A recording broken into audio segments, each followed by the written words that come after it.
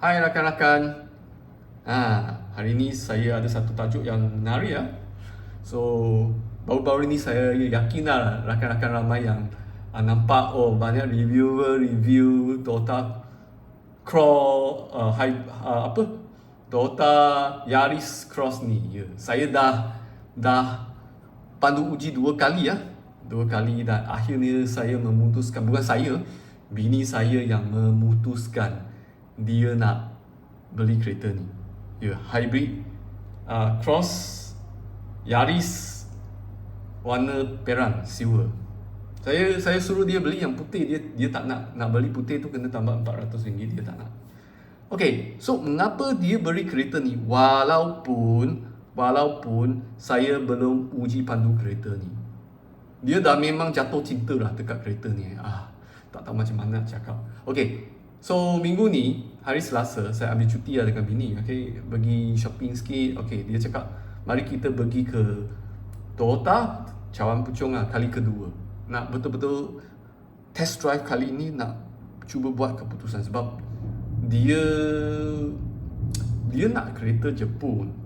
Tapi daripada ketiga jenama yang dia tak pilih, bukan pilih lah, yang saya cadangkan dekat dia, Mazda mahal, Honda untuk dia mahal, yang ni paling murah, kereta dia besar, siap lagi ada hybrid.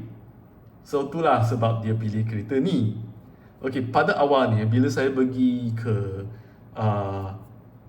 showroom tu, dia dah ada dah nak pilih Vios HEV. So saya cakap lah, okay, Vios HEV ni you yang pandu, so you pergi test drive dulu. Tapi dia marah saya, bang, ni kereta you pun pandu juga, you tak boleh cakap macam tu. Saya cakap, tapi ni kereta kamu kan.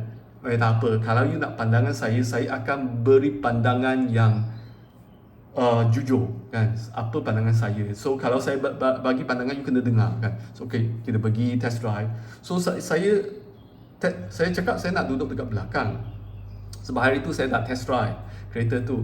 Untuk saya Vios hybrid, pemanduan dia memang mantap untuk saya. Walaupun saya memandu kereta CX-5 lah, tapi saya rasa kereta tu pun mantap. Okey lah untuk harga tu kan.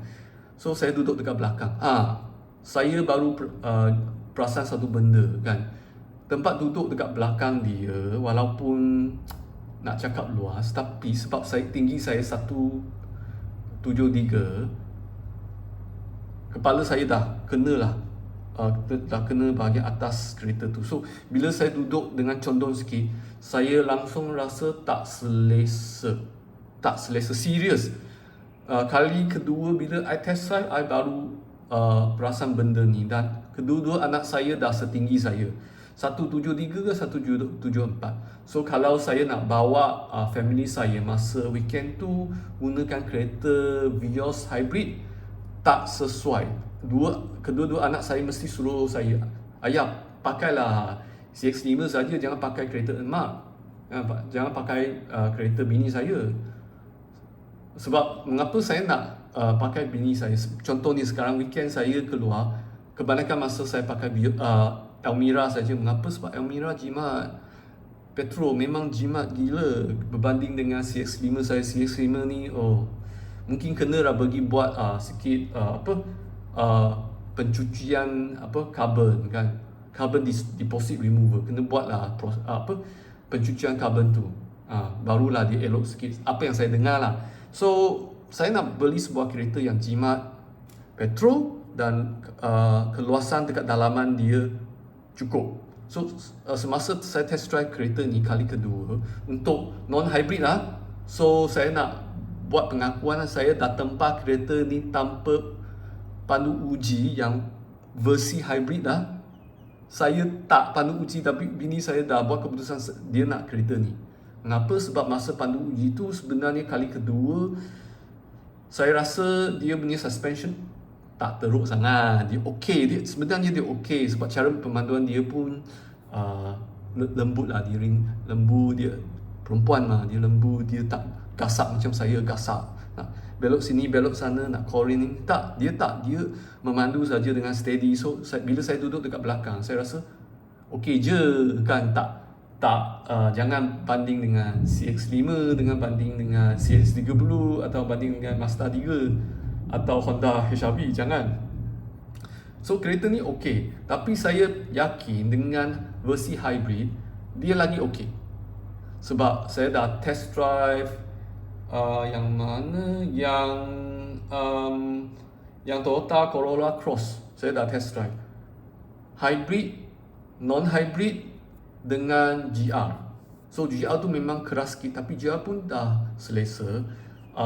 Kakak saya punya Cross saya rasa okey.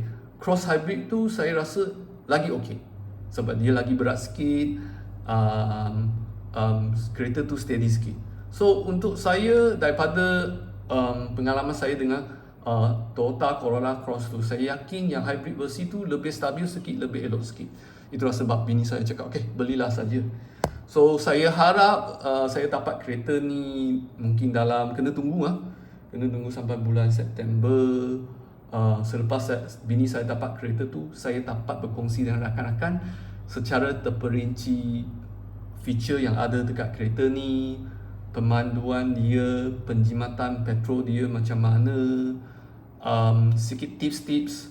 Kena tunggulah bila bini saya dapat kereta dia, barulah saya boleh buat review sikit lah kereta ni. Tapi itulah, untuk saya kereta ni kalau letak sebelah, sebab dekat showroom tu sebelah dia ada Toyota Corolla Cross, dari segi saiz pun nampak serupa, nampak macam kereta yang besar juga.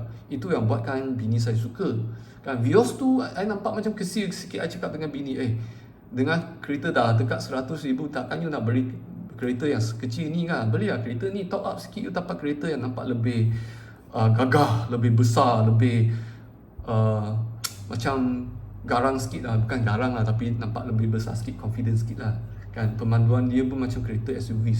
I memang minat kereta SUV, dia tinggi kan, boleh nampak benda pandangan kita luas sikit kan, berbanding dengan Vios. Memang luas sikit, dia pun mengaku kereta cermin dia nampak luas, nampak banyak benda. So bila kita memandu tu memang selesa sangat. Okey, itu saja rakan-rakan. Akhirnya bini saya akan memiliki kereta ni.